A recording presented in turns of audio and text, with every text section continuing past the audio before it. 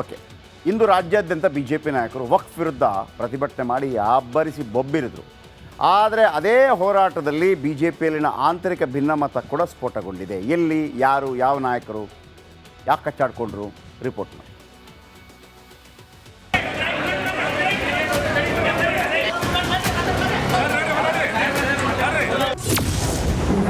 ಬಾಗಲಕೋಟೆ ಬಿಜೆಪಿಯಲ್ಲಿ ಭಿನ್ನಮತ ಸ್ಫೋಟ.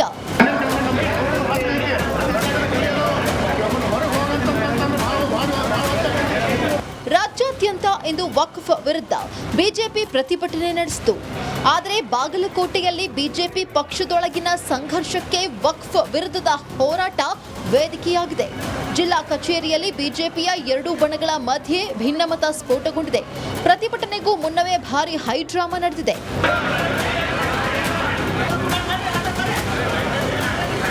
ಎಸ್, ವಕ್ಫ್ ವಿರುದ್ಧ ನಮ್ಮ ಭೂಮಿ ನಮ್ಮ ಹಕ್ಕು ಘೋಷಣೆ ಅಡಿ ಬಿಜೆಪಿ ಪ್ರತಿಭಟನೆ ನಡೆಸಿತು.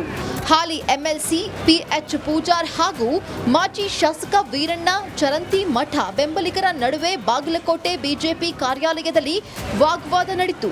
ಬಿಜೆಪಿಯಿಂದ ಉಚ್ಚಾಟನೆಗೊಂಡವರು ಪ್ರತಿಭಟನೆಗೆ ಬಂದರೆ ನಾವು ಪ್ರತಿಭಟನೆಗೆ ಬರೋದಿಲ್ಲ ಎಂದು ವೀರಣ್ಣ ಚರಂತಿಮಠ ಬೆಂಬಲಿಗರು ಪಟ್ಟು ಹಿಡಿದಿದ್ರು.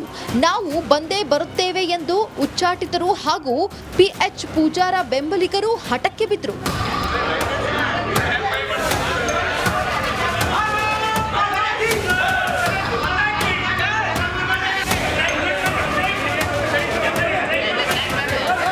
ಗೊಂದಲ ಸರಿಪಡಿಸಲು ಸಂಸದ PC ಗದ್ದಿಗೌಡರ್, ರಾಜ್ಯಸಭಾ ಸದಸ್ಯ ನಾರಾಯಣ ಬಾಂಡಗೆ, ಜಿಲ್ಲಾಧ್ಯಕ್ಷ ಶಾಂತಗೌಡ ಪಾಟೀಲ ನೇತೃತ್ವದಲ್ಲಿ ಸಭೆ ನಡೆಸಲಾಯಿತು.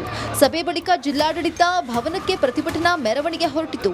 ಆದರೆ PH ಪೂಜಾರ ಪ್ರತಿಭಟನೆಯಿಂದ ಹೊರಗುಳಿದಿದ್ದು ಬೆಂಬಲಿಗರೊಂದಿಗೆ ಸಭೆ ನಡೆಸಿದ್ರು.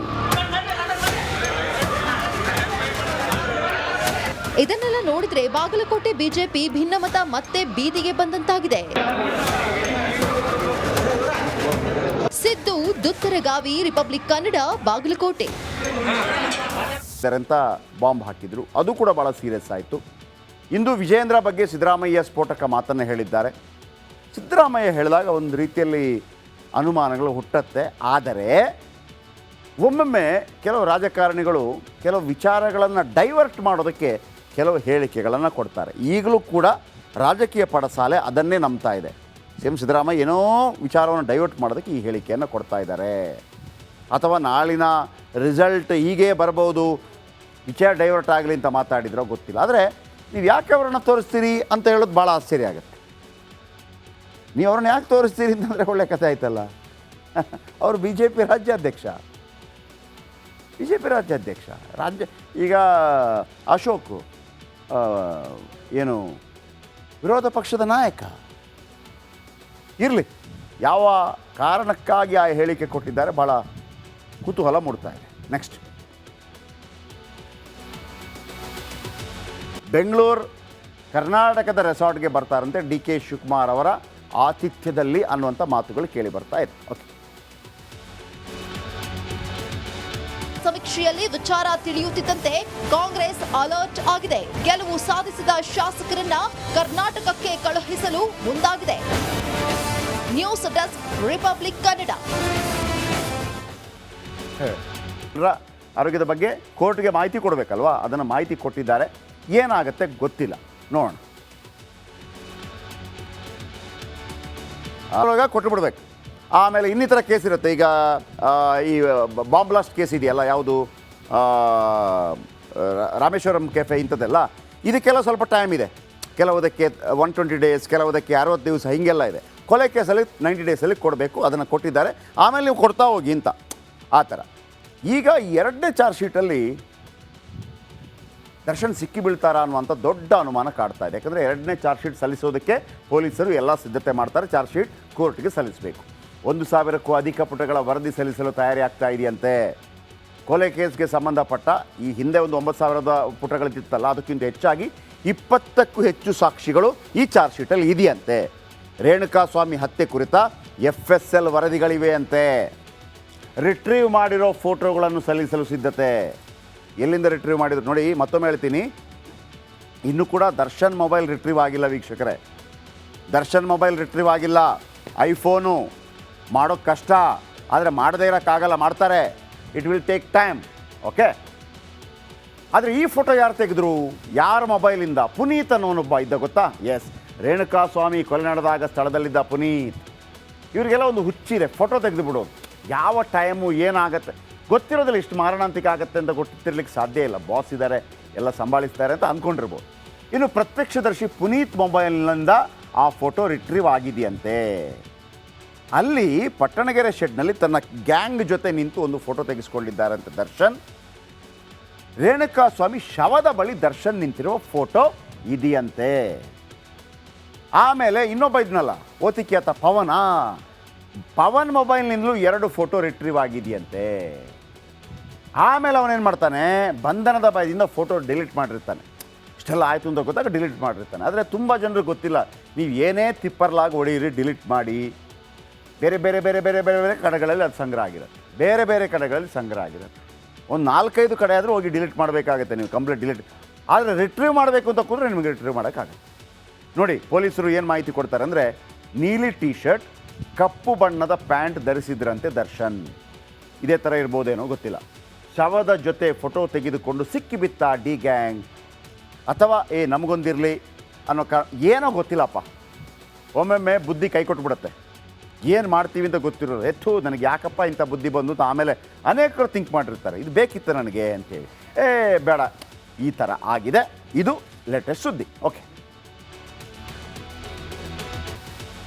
ನೋಡಿ, ಇದು ಚಾರ್ಜ್ ಶೀಟ್ ಸಲ್ಲಿಕೆ ಆಗ್ತಾ ಇದೆ. 1000 ಪುಟಗಳ ಚಾರ್ಜ್ ಶೀಟ್ ಸಲ್ಲಿಕೆ.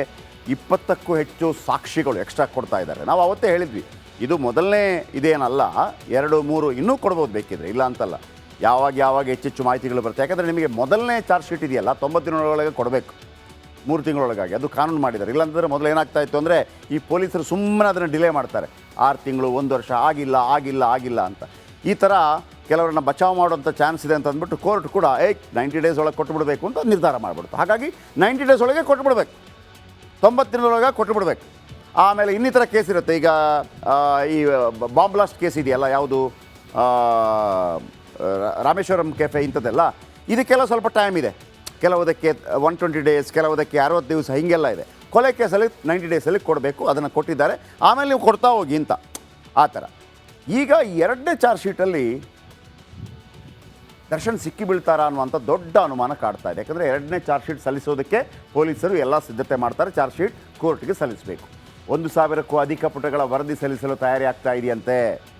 ಕೊಲೆ ಕೇಸ್ಗೆ ಸಂಬಂಧಪಟ್ಟ ಈ ಹಿಂದೆ ಒಂದು 9000 ಪುಟಗಳಿತ್ತಲ್ಲ, ಅದಕ್ಕಿಂತ ಹೆಚ್ಚಾಗಿ 20ಕ್ಕೂ ಹೆಚ್ಚು ಸಾಕ್ಷಿಗಳು ಈ ಚಾರ್ಜ್ ಶೀಟಲ್ಲಿ ಇದೆಯಂತೆ. ರೇಣುಕಾಸ್ವಾಮಿ ಹತ್ಯೆ ಕುರಿತ FSL ವರದಿಗಳಿವೆ ಅಂತೆ. ರಿಟ್ರೀವ್ ಮಾಡಿರೋ ಫೋಟೋಗಳನ್ನು ಸಲ್ಲಿಸಲು ಸಿದ್ಧತೆ. ಎಲ್ಲಿಂದ ರಿಟ್ರೀವ್ ಮಾಡಿದ್ರು ನೋಡಿ, ಮತ್ತೊಮ್ಮೆ ಹೇಳ್ತೀನಿ, ಇನ್ನೂ ಕೂಡ ದರ್ಶನ್ ಮೊಬೈಲ್ ರಿಟ್ರೀವ್ ಆಗಿಲ್ಲ ವೀಕ್ಷಕರೇ. ದರ್ಶನ್ ಮೊಬೈಲ್ ರಿಟ್ರೀವ್ ಆಗಿಲ್ಲ. ಐಫೋನು ಮಾಡೋಕ್ಕೆ ಕಷ್ಟ, ಆದರೆ ಮಾಡದೇ ಇರೋಕ್ಕಾಗಲ್ಲ, ಮಾಡ್ತಾರೆ. It will take time. Okay. ಆದರೆ ಈ ಫೋಟೋ ಯಾರು ತೆಗೆದ್ರು, ಯಾರ ಮೊಬೈಲಿಂದ? ಪುನೀತ್ ಅನ್ನೋನೊಬ್ಬ ಇದ್ದ, ಗೊತ್ತಾ? ಎಸ್, ರೇಣುಕಾಸ್ವಾಮಿ ಕೊಲೆ ನಡೆದಾಗ ಸ್ಥಳದಲ್ಲಿದ್ದ ಪುನೀತ್. ಇವರಿಗೆಲ್ಲ ಒಂದು ಹುಚ್ಚಿದೆ, ಫೋಟೋ ತೆಗೆದು ಬಿಡೋದು. ಯಾವ ಟೈಮು ಏನಾಗುತ್ತೆ ಗೊತ್ತಿರೋದಿಲ್ಲ, ಇಷ್ಟು ಮಾರಣಾಂತಿಕ ಆಗುತ್ತೆ ಅಂತ ಗೊತ್ತಿರ್ಲಿಕ್ಕೆ ಸಾಧ್ಯ ಇಲ್ಲ. ಬಾಸ್ ಇದ್ದಾರೆ, ಎಲ್ಲ ಸಂಭಾಳಿಸ್ತಾರೆ ಅಂತ ಅಂದ್ಕೊಂಡಿರ್ಬೋದು. ಇನ್ನು ಪ್ರತ್ಯಕ್ಷದರ್ಶಿ ಪುನೀತ್ ಮೊಬೈಲ್ನಿಂದ ಆ ಫೋಟೋ ರಿಟ್ರೀವ್ ಆಗಿದೆಯಂತೆ. ಅಲ್ಲಿ ಪಟ್ಟಣಗೆರೆ ಶೆಡ್ನಲ್ಲಿ ತನ್ನ ಗ್ಯಾಂಗ್ ಜೊತೆ ನಿಂತು ಒಂದು ಫೋಟೋ ತೆಗೆಸ್ಕೊಂಡಿದ್ದಾರಂತೆ ದರ್ಶನ್. ರೇಣುಕಾಸ್ವಾಮಿ ಶವದ ಬಳಿ ದರ್ಶನ್ ನಿಂತಿರುವ ಫೋಟೋ ಇದೆಯಂತೆ. ಆಮೇಲೆ ಇನ್ನೊಬ್ಬ ಇದ್ನಲ್ಲ, ಓತಿಕ್ಯಾತ ಪವನ್ ಮೊಬೈಲ್ನಿಂದಲೂ 2 ಫೋಟೋ ರಿಟ್ರೀವ್ ಆಗಿದೆಯಂತೆ. ಆಮೇಲೆ ಅವನೇನು ಮಾಡ್ತಾನೆ, ಬಂಧನದ ಭಯದಿಂದ ಫೋಟೋ ಡಿಲೀಟ್ ಮಾಡಿರ್ತಾನೆ. ಇಷ್ಟೆಲ್ಲ ಆಯಿತು ಅಂತ ಗೊತ್ತಾಗ ಡಿಲೀಟ್ ಮಾಡಿರ್ತಾನೆ. ಆದರೆ ತುಂಬ ಜನರಿಗೆ ಗೊತ್ತಿಲ್ಲ, ನೀವು ಏನೇ ತಿಪ್ಪರ್ಲಾಗಿ ಹೊಡೆಯಿರಿ, ಡಿಲೀಟ್ ಮಾಡಿ, ಬೇರೆ ಬೇರೆ ಬೇರೆ ಬೇರೆ ಬೇರೆ ಬೇರೆ ಕಡೆಗಳಲ್ಲಿ ಅದು ಸಂಗ್ರಹ ಆಗಿರುತ್ತೆ. ಬೇರೆ ಬೇರೆ ಕಡೆಗಳಲ್ಲಿ ಸಂಗ್ರಹ ಆಗಿರುತ್ತೆ. ಒಂದು 4-5 ಕಡೆ ಆದರೂ ಹೋಗಿ ಡಿಲೀಟ್ ಮಾಡಬೇಕಾಗುತ್ತೆ ನೀವು, ಕಂಪ್ಲೀಟ್ ಡಿಲೀಟ್. ಆದರೆ ರಿಟ್ರೀವ್ ಮಾಡಬೇಕು ಅಂತ ಕೂತ್ರೆ ನಿಮಗೆ ರಿಟ್ರೀವ್ ಮಾಡೋಕ್ಕಾಗುತ್ತೆ. ನೋಡಿ, ಪೊಲೀಸರು ಏನು ಮಾಹಿತಿ ಕೊಡ್ತಾರೆ ಅಂದರೆ, ನೀಲಿ ಟೀ ಶರ್ಟ್, ಕಪ್ಪು ಬಣ್ಣದ ಪ್ಯಾಂಟ್ ಧರಿಸಿದ್ರಂತೆ ದರ್ಶನ್. ಇದೇ ಥರ ಇರ್ಬೋದೇನೋ ಗೊತ್ತಿಲ್ಲ. ಶವದ ಜೊತೆ ಫೋಟೋ ತೆಗೆದುಕೊಂಡು ಸಿಕ್ಕಿಬಿತ್ತ ಡಿ ಗ್ಯಾಂಗ್, ಅಥವಾ ನಮಗೊಂದಿರಲಿ ಅನ್ನೋ ಏನೋ ಗೊತ್ತಿಲ್ಲಪ್ಪ. ಒಮ್ಮೊಮ್ಮೆ ಬುದ್ಧಿ ಕೈ ಕೊಟ್ಬಿಡುತ್ತೆ. ಏನು ಮಾಡ್ತೀವಿ ಅಂತ ಗೊತ್ತಿರೋರು, ನನಗೆ ಯಾಕಪ್ಪ ಇಂಥ ಬುದ್ಧಿ ಬಂದು ಅಂತ ಆಮೇಲೆ ಅನೇಕರು ಥಿಂಕ್ ಮಾಡಿರ್ತಾರೆ, ಇದು ಬೇಕಿತ್ತು ನನಗೆ ಅಂತೇಳಿ. ಬೇಡ, ಈ ಥರ ಆಗಿದೆ. ಇದು ಲೇಟೆಸ್ಟ್ ಸುದ್ದಿ. ಓಕೆ.